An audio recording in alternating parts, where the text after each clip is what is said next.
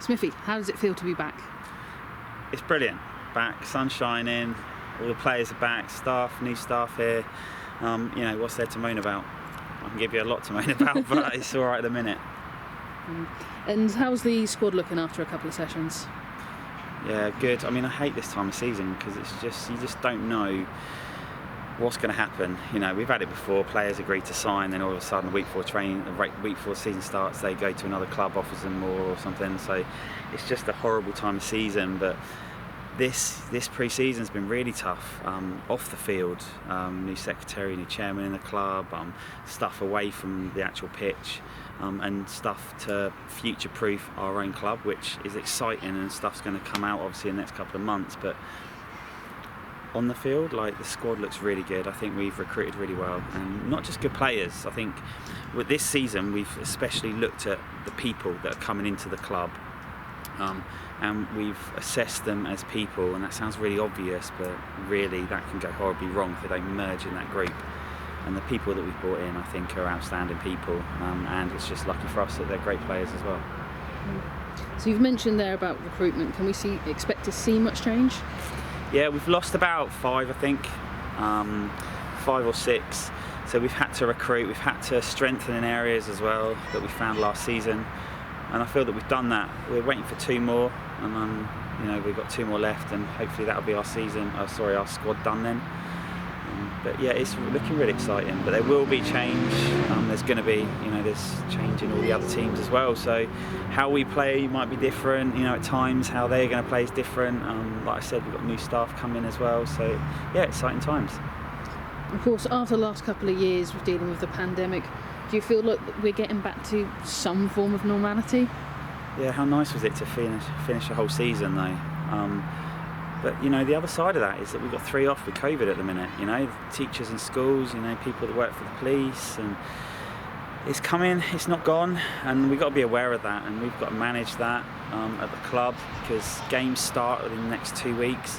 And it's sod's law that as soon as we start those games, more people are going to start dropping off. So, it's not gone away, and it's just continually managing that. And you say about the friendlies coming up. Are you happy with the lineup that you've got?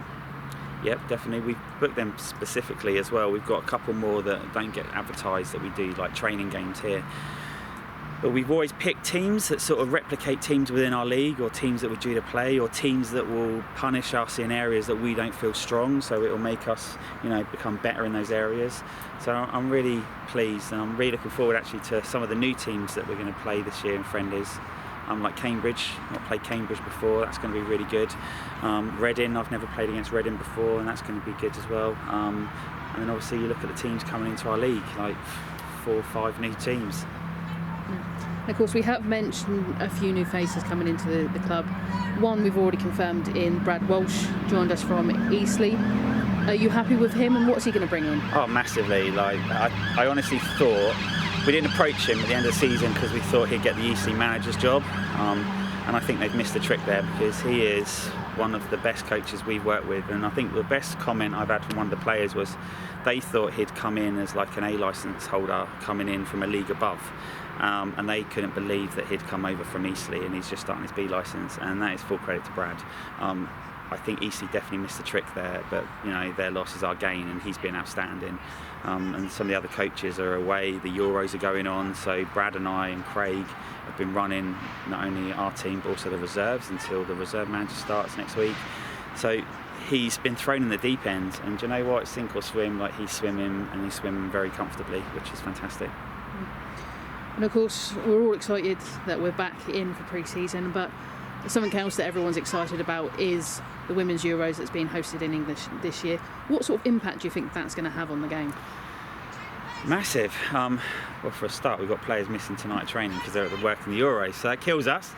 But I think the positive impacts are things like, how many young girls are going to want to get involved and start playing football again or even start playing football after watching these Euros, watching their heroes running around the pitch, and hopefully, bringing it home. And what a great, like last night, you look at Old Trafford, 60,000 people there. Like, they've beaten the record number in the Euros of the crowd by about 50% or something like that. Absolutely amazing. And you've got the game at St Mary's tonight. There's another game with England there in a couple of weeks. It's so exciting, and you can see it. You drive around the billboards, you can see people wearing the England shirts. Like, yeah, it's fantastic. And the fact that it's on home soil just makes it even better, doesn't it?